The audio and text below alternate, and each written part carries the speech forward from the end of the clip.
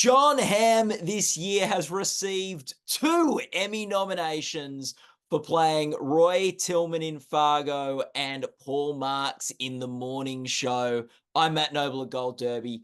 John, just wanted to start by asking, what was that like getting nominated for 2 Emmys in one year? It's a great feeling. Obviously, it's especially knowing how when I was working on both of them at kind of at the same time, not kind of exactly at the same time, which was a challenge. And so it's nice to have that challenge be kind of understood and received as what it was, and also appreciated in the way that when you're appreciated by your fellow actors, it feels great. Paul Marks and Roy Tillman couldn't really be further apart on the spectrum, on any spectrum really. But it's nice to have a little bit of a footprint in both of those categories. It's actually happened to me once before. I got nominated once for Mad Men, and then again for hosting Saturday Night Live. So that was kind of a fun both sides of that street too. So it's always nice when you get a chance to do two very different things, and they both are celebrated. On Fargo, what was the biggest challenge with playing Sheriff Roy?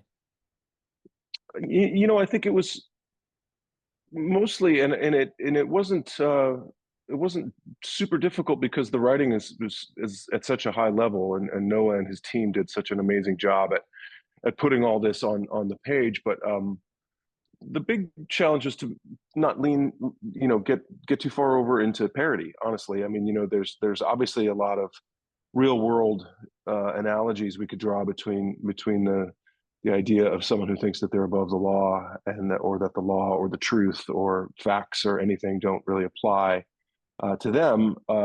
So you didn't want to hit that same key over and over again. You wanted to ground it in some sort of sense of reality. So that was, I guess, the biggest challenge of Roy. I mean, obviously there's a comedic sense of Roy, but there's also a real danger to him that I think is very real. That's been the biggest, I think, surprise a lot of people got from me. I think people can sometimes expect me to be funny, but not always expect me to be dangerous or bad in a real way. And I think that's what really resonated.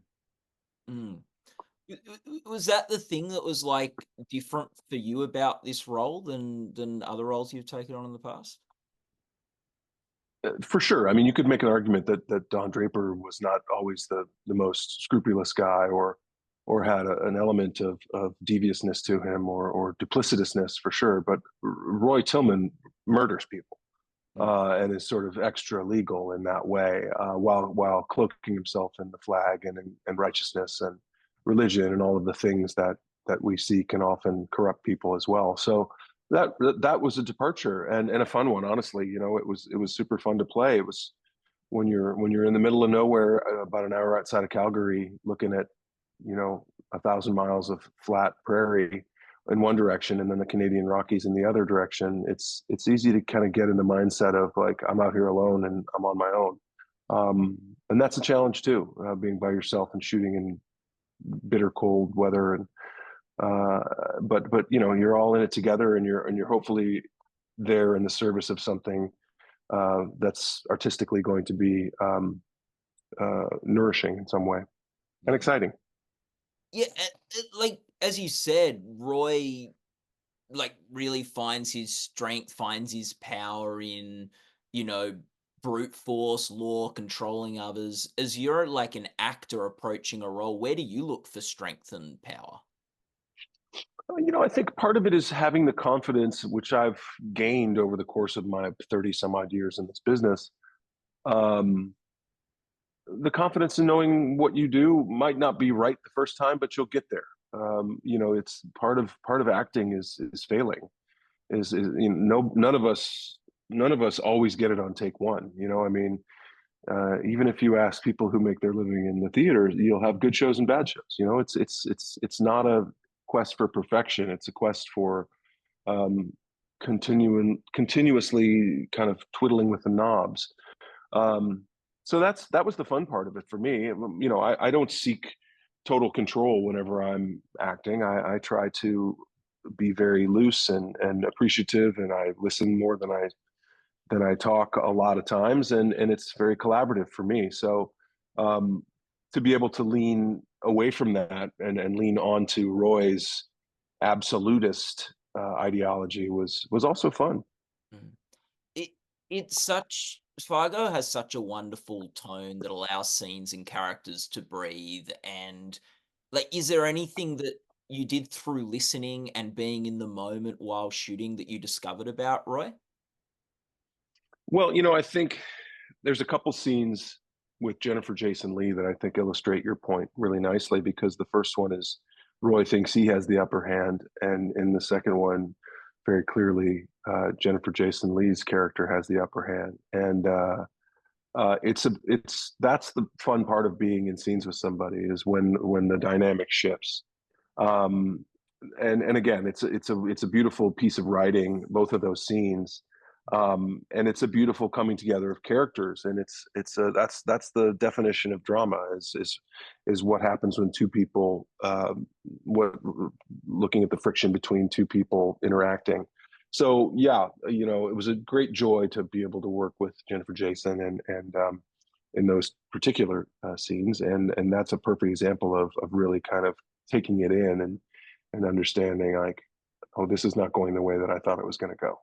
Yeah, and there's such an irony to that where your 2 characters are, like, you're so competitive with each other and you're both trying to get the upper hand, where as actors, you're approaching the scene trying to serve each other and trying to, For like. sure, I think both of those things are two sides of the same coin, and that's the coin of our realm. Really, that's how we get along. If you're just it's a common mistake. I think a lot of inexperienced or young actors, they try to dominate every scene, or they have to be the alpha or whatever it is, and that's uninteresting after a while. It becomes one note, and if you don't, most dynamics in a scene are about changing, and how does that work, and if you don't ever change, then you become a caricature.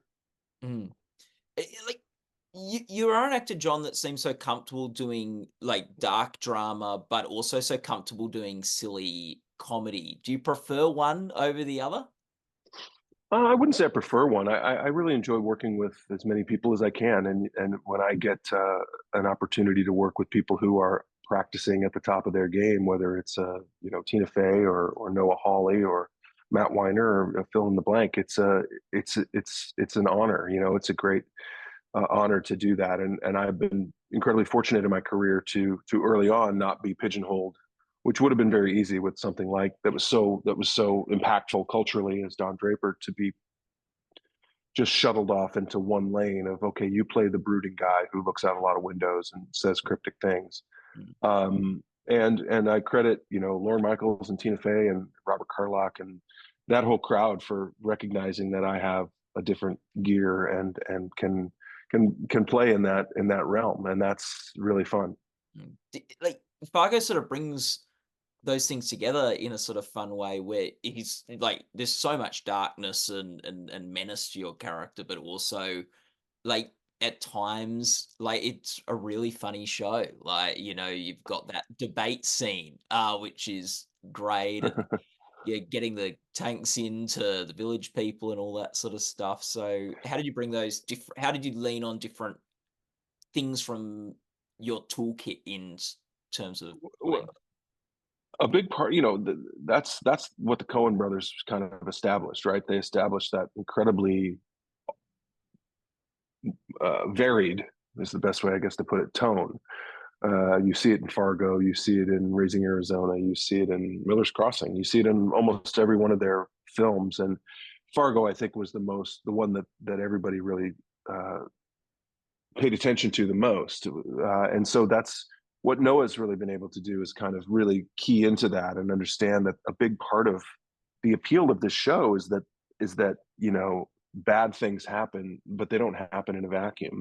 They can happen during a birthday party, or during a PTA meeting, or during a debate speech or something, and you can lean into the absurdity of all of that, and you can play with the cinematic the cinematicness of that as well, if that's even a word. But when the way the whole show opens at the PTA meeting, and in this very cinematic slow motion with all these dramatic camera moves, and it's very dramatic, but it's also incredibly absurd. And there's this amazing music cue playing, and that pretty much sets the tone of what we're about to sit through for the next 10 hours. And what do you think's special about Fargo season 5 in terms of the story and maybe your character too? But you can take it more broadly if you want. I think it takes a snapshot of, it's meant to be set in 2019, but I think it really resonates 5 years later. Here we are in 2024. We're kind of still dealing with a lot of the stuff. Everybody kind of pushed pause during pandemic, and those are kind of lost years in a lot of ways. But we had an administration change, and now we're about to go through the same thing. And you go, well, what have we learned? Is this are we about to repeat history? Are we about to go back to 2019 and all the madness that we were going through then, or have we learned this? Are we going to still give power to these people who proclaim righteousness and don't really walk the walk, and live in a false narrative, or are we gonna change? And I think that's really the struggle with every drama on from The West Wing to Mad Men to Breaking Bad, as you said, is Sopranos, The Wire. You can name all of them, but it's really about change. Are people going to change, or are we as a society going to change? And I think that's really the lesson that Fargo seeks to teach. I think that's the lesson that, if you look at the morning show, I think that's what it was. Yeah. That's really an underlying theme as well. Yeah, the final scene showing the strength of forgiveness and kindness and all that sort of stuff in it, which is really powerful. Like, talk about power. Like, talk about the morning show. I believe you submitted the green light episode where you and your character and Jennifer Aniston's character go to the carnival, go to Coney Island. What was special about that episode for you? First of all, working with Jennifer Aniston was a treat.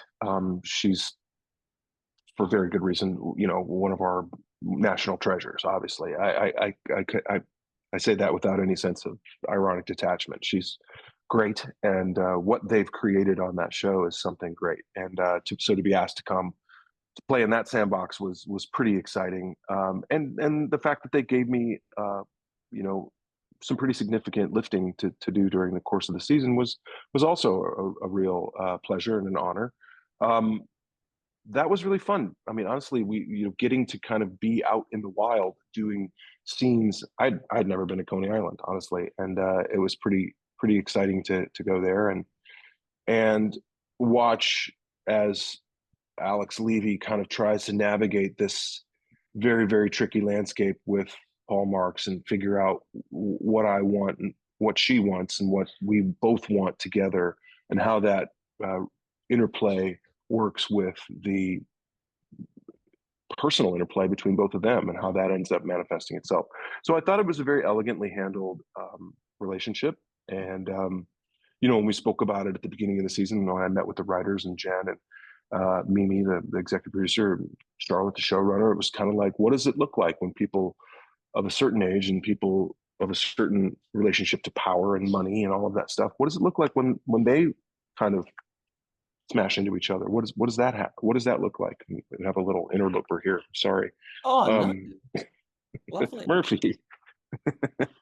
Okay, buddy, you don't have to go over there. Oh, it's lovely. Murphy, a little cameo there. Yeah, Murphy. Oh. He hears me talking, and he's like, he has to come in, see who I'm talking to. Oh, no, great. Dog cameos. But yeah, it was great, and I'm glad that people enjoyed seeing it. I got a lot of positive response, not just from people in the industry, but people really like that show, because people really like Jen and Reese and Holland and Juliana and Karen and everybody on that show. It's really established itself as a, to borrow a phrase, must-see TV. So I'll happily be a part of it. And what did you enjoy most about being in that world? Mostly it's getting to work with some real all-stars. I mean, it's, Billy Crudup I've been a fan of since I saw his Broadway debut back in 1990, I want to say two maybe or three, on the Well, play called Arcadia. That's one of my favorite plays. And I made a trip to New York while I was teaching. I was on spring break and I went, this is before I even started professionally acting anyway. And I saw that play and I thought, wow, this guy's one to watch. And then,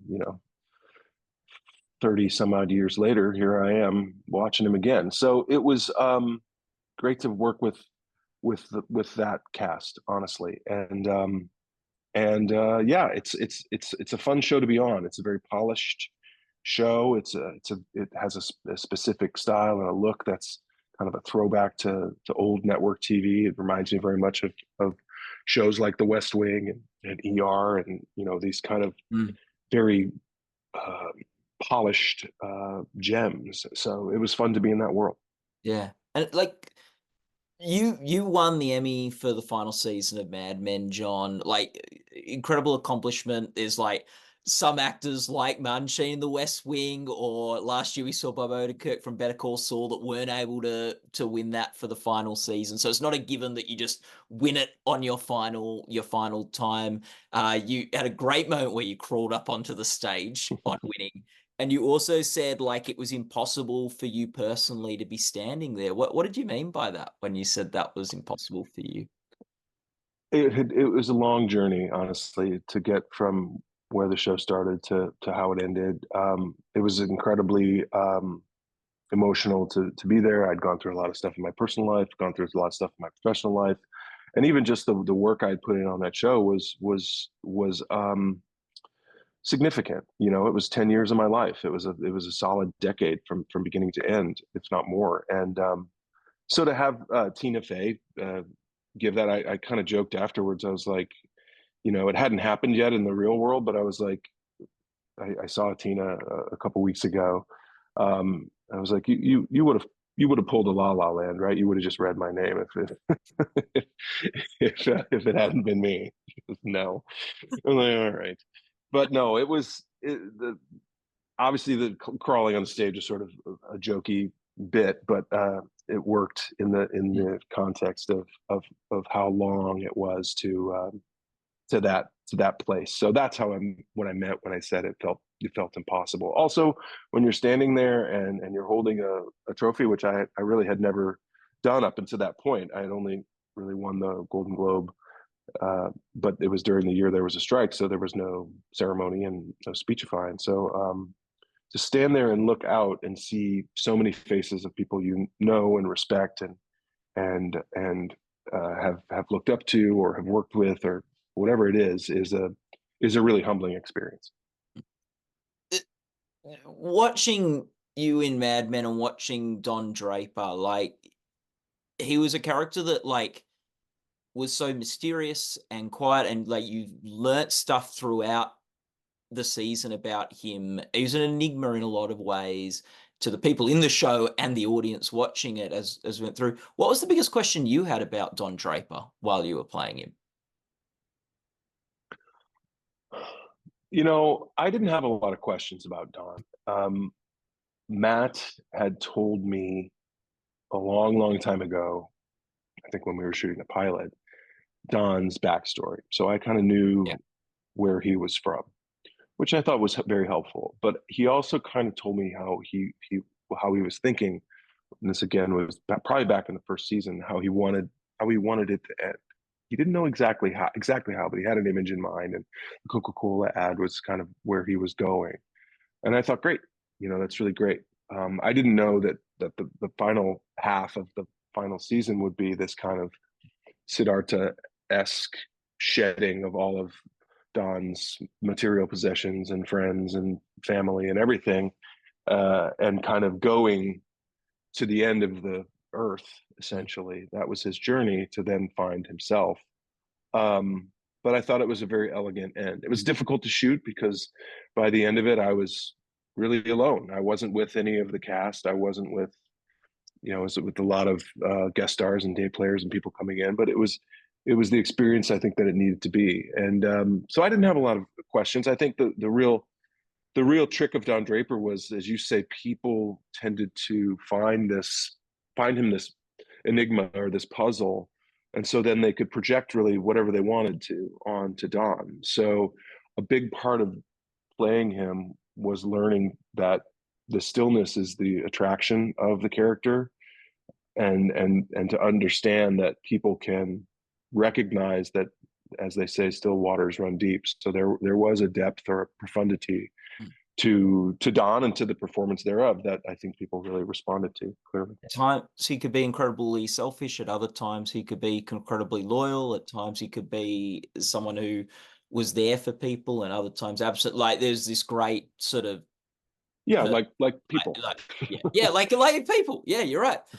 What's really, what stayed with you with about Don and that role that you carry with you today? You know, it's an interesting thing. I don't really think about Don Draper very often, but what really stayed with me were the relationships we made on set, and the experience of shooting.